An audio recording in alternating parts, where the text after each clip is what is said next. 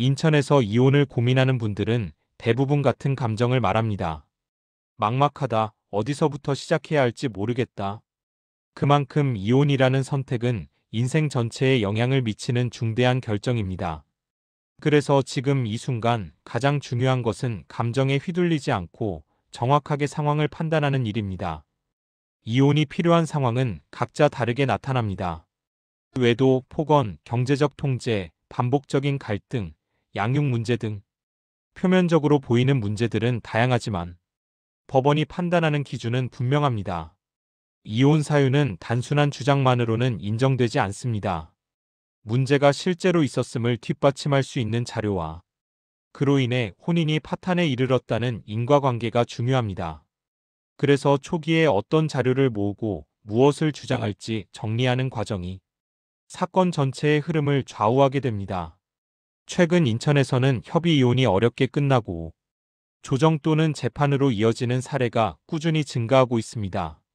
특히 인천가정법원은 조정기일 준비, 상대방 주장 대응, 재산분할 산정 방식에 있어 특정한 절차 흐름과 경향이 있기 때문에 지역에 익숙한 변호사가 진행하는 것과 그렇지 않은 경우는 진행 속도도 결과도 크게 달라질 수 있습니다. 예를 들어 위자료를 청구하는 경우 외도나 폭언 사실을 어디까지 입증할 수 있는지, 재산분할에서는 배우자의 숨겨진 재산 여부나 기여도를 어떻게 평가할 것인지가 핵심입니다. 이 부분을 잘못 준비하면 받을 수 있었던 금액이 줄어들 수 있고 반대로 상대방의 주장에 그대로 휘말릴 수도 있습니다. 조정 단계에서 합의가 이루어지면 더 가벼운 비용과 시간으로 마무리되지만 조정에서 불리하게 합의해버리면 뒤늦게 돌이키기 어려운 경우도 많습니다. 그래서 인천 이혼 소송에서 조정 단계는 단순한 절차가 아니라 전략의 분기점이라고 할 수 있습니다. 조정에 참여할 때는 상대방이 어떤 점을 강하게 주장할지, 우리 측에서 반드시 지켜야 할 기준이 무엇인지 명확히 알고 들어가야 합니다. 이 부분은 경험 있는 인천 이혼 소송 변호사와 사전에 충분히 구성해두면 불필요한 양보 없이 필요한 요구만 정확하게 전달할 수 있습니다. 양육권과 양육비 문제는 많은 분쟁에서 가장 예민하게 다뤄지는 부분입니다. 특히 인천 지역에서는 부모의 실제 양육 참여 정도, 아이의 정서 안정, 향후 생활 환경 등을 세밀하게 판단해 결정을 내리는 사례가 많습니다. 또한 양육비 산정에서도 기준표에 따라 금액이 정해지지만 실제 소득, 재산, 양육 능력, 변동 가능성 등이 종합적으로 반영됩니다.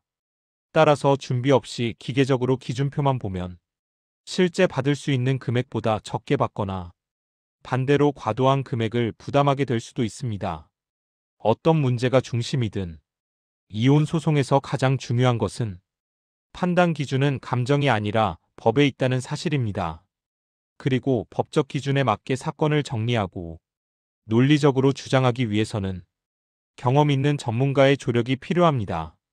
인천에서 이혼 소송을 준비한다면 절차에 익숙한 변호사가 함께하는 것만으로도 진행 속도와 결과 모두에서 예상 이상의 차이가 생길 수 있습니다.